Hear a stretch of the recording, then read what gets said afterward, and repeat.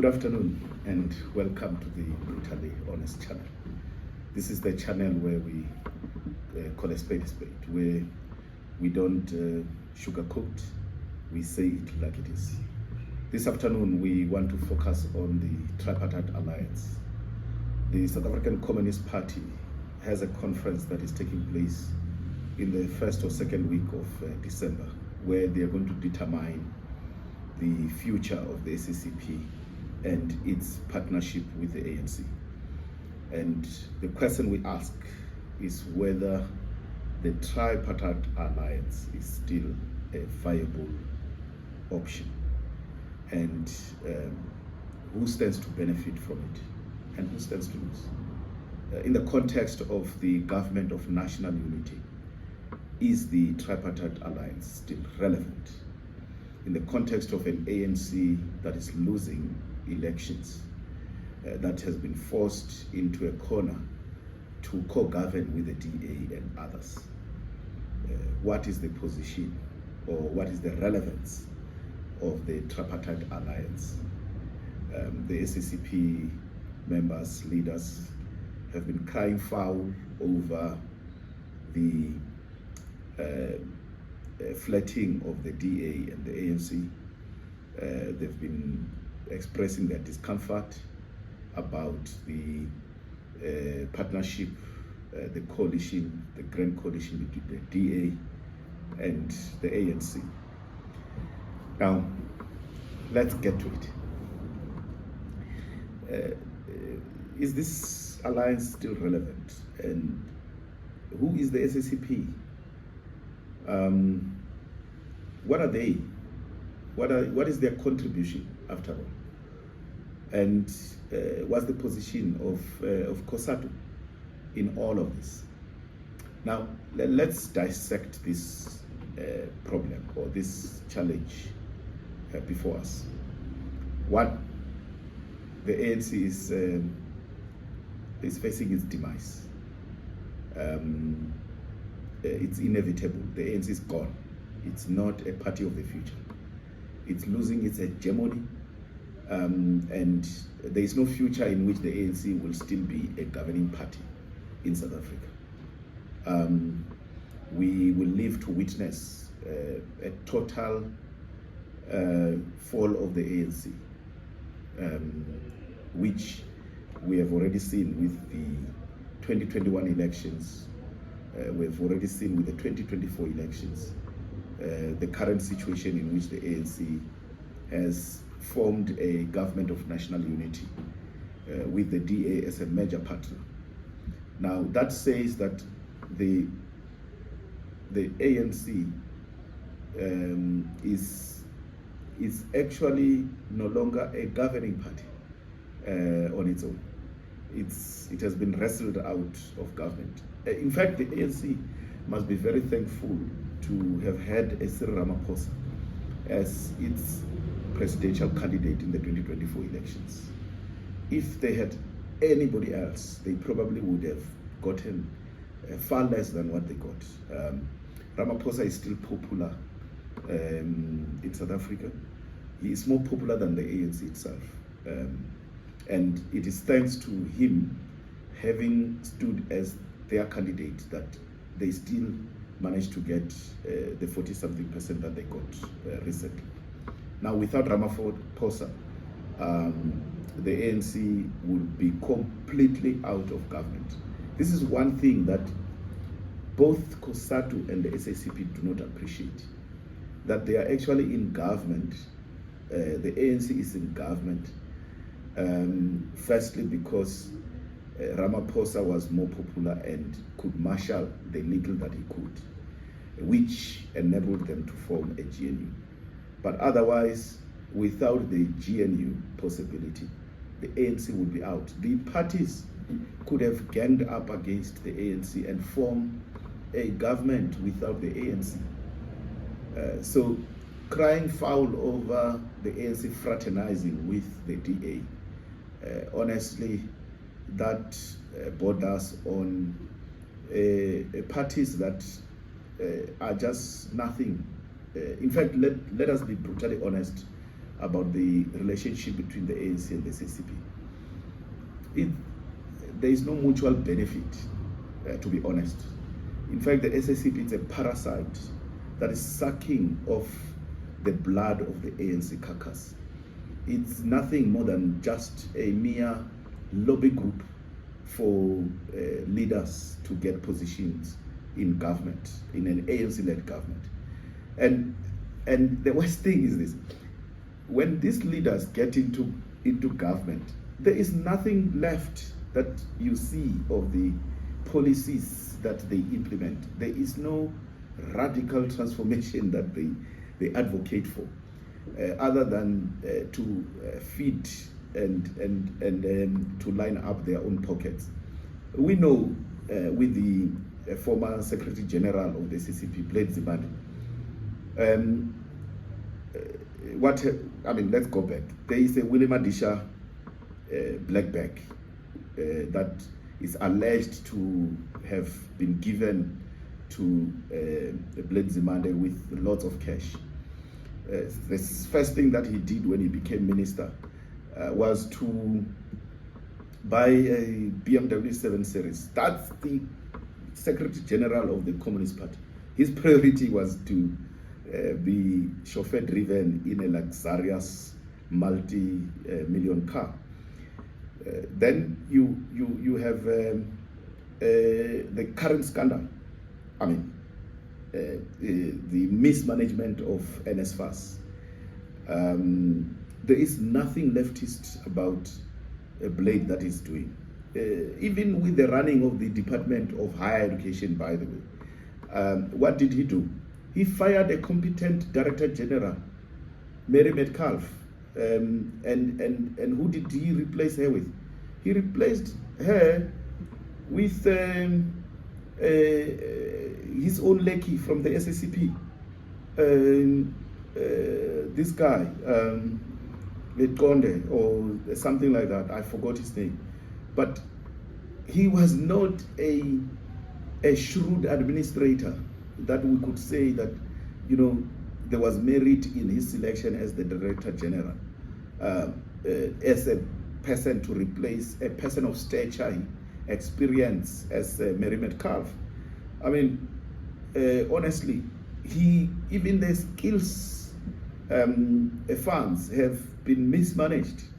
So there is nothing that you could say that the coming of a Secretary General of the SACP into government made some progress with a leftist agenda. So I am saying that the relationship between the SACP and the ANC is not for mutual benefit of the two parties. In fact, there is one party that is benefiting, placing their own people into positions in government. That's all that group is about. Senzeni Zokwana is one of the deployees from the SACP. What did Senzeni Zokwana do that is leftist about agriculture? Really. There is nothing that you can point out that there was a clear leftist agenda. The main reason why we have the EFF today as a party that managed to get the support that it got, went into 3 national elections and performed very well up to the last elections where it started to decline. The main reason the EFF exists is because there was a void of the leftist agenda. And what did the EFF do?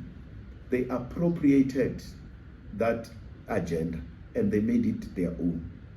And they sloganeered about it. And they managed to get a support. Ordinarily, that is the support that you would expect that the SACP would have capitalized on. Excuse the pun. The SACP capitalizing on that support, but it failed. One, because honestly, to be brutally honest, the SACP exists on paper. it's non-existent in communities. There are no branches, there are no members of SACP all over in wards. So this threat that they are posing, that they are going to pull out of the alliance, it's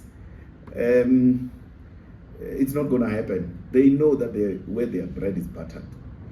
Their bread is buttered on the side of them partnering with the ANC. They will never pull out. You must remember that the SACP, there was a formation of a Labour Party. I think it was in 2019, thereabout. There was talk of a Labour Party. Instead of the SACP pulling out then and supporting that, that is a missed opportunity.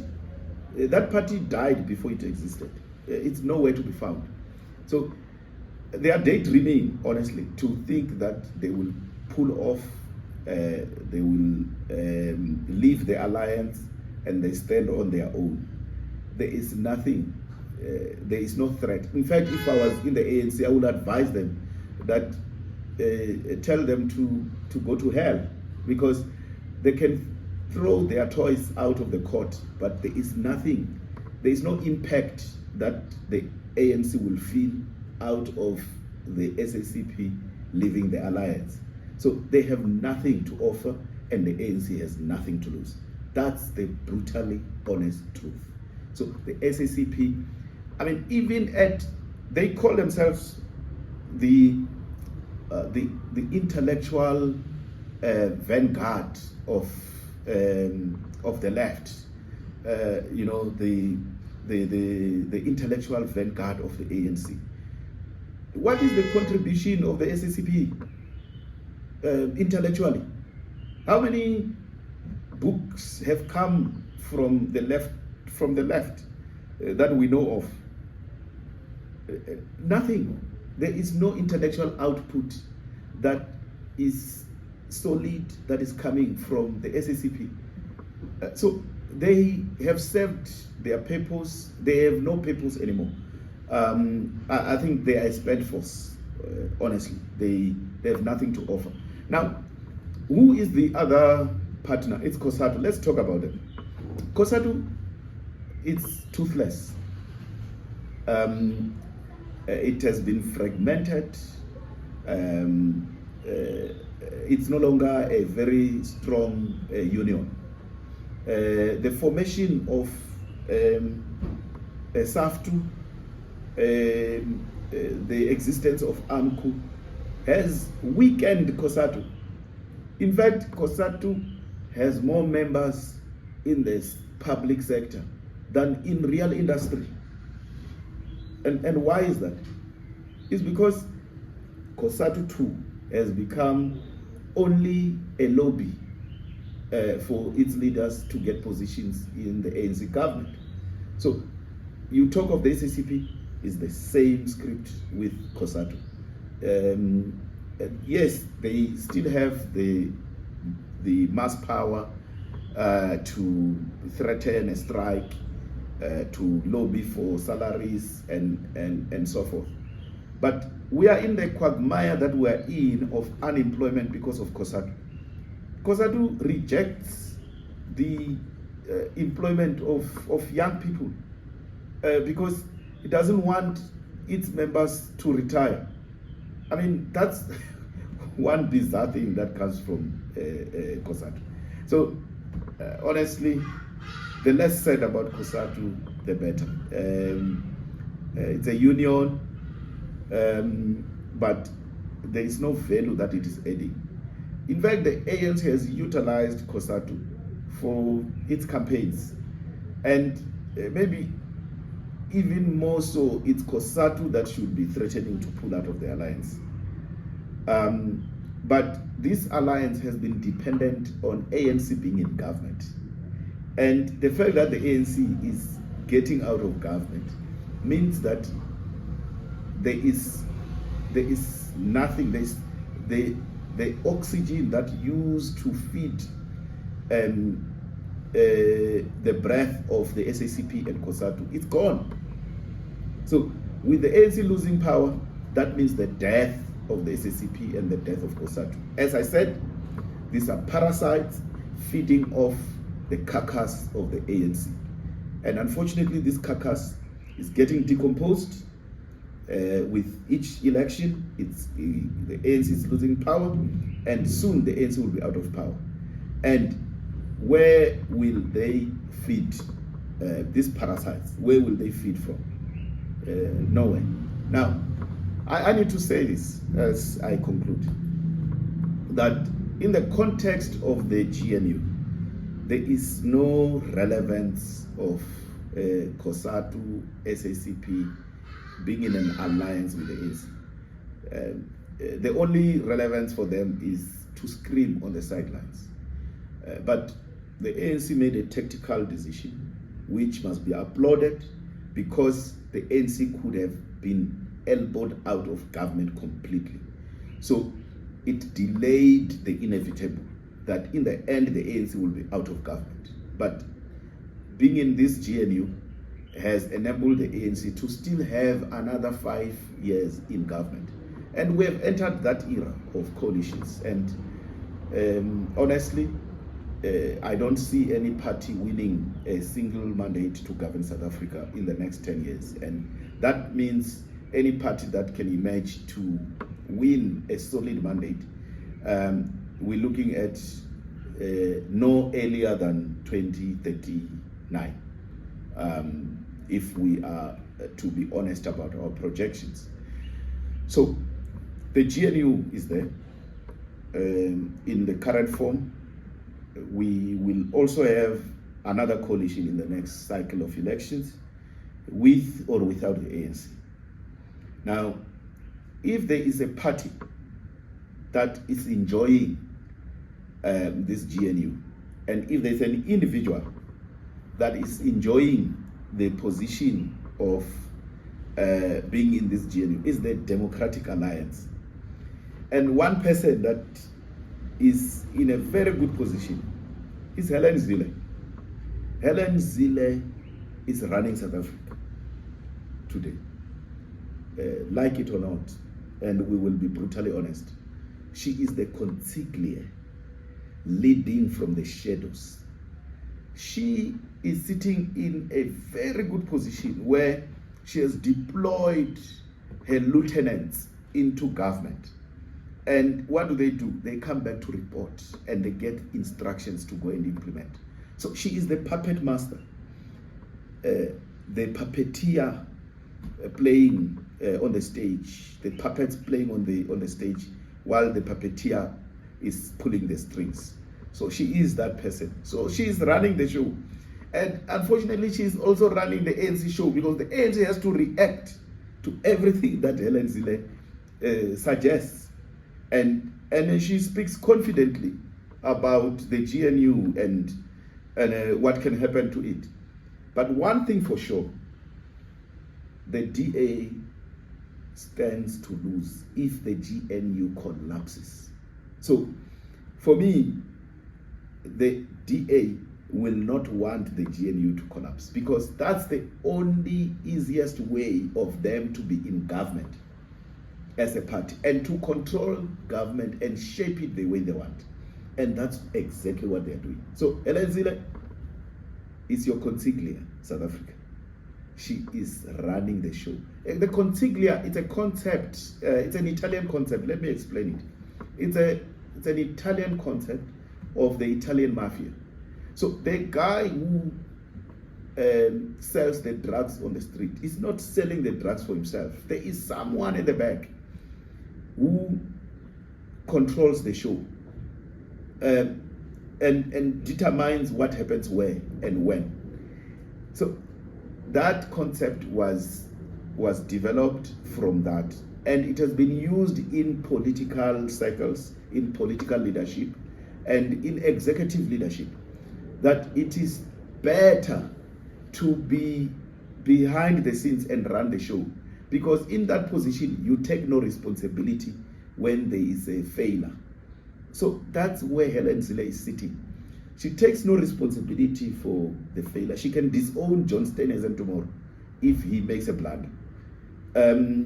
you can't hold Hellen Zille accountable for what John and them do in government, but she instructs them what to do. Whatever she says, the ANC is forced to react, and she knows why she does that. She thrives on controversy. She is the master behind the scene. So that's the consigliere for you. So South Africa, you are under the stewardship of Madam Zille, and like it or not, she is the consigliere. She stands in a better position. She is running South Africa behind the shadows.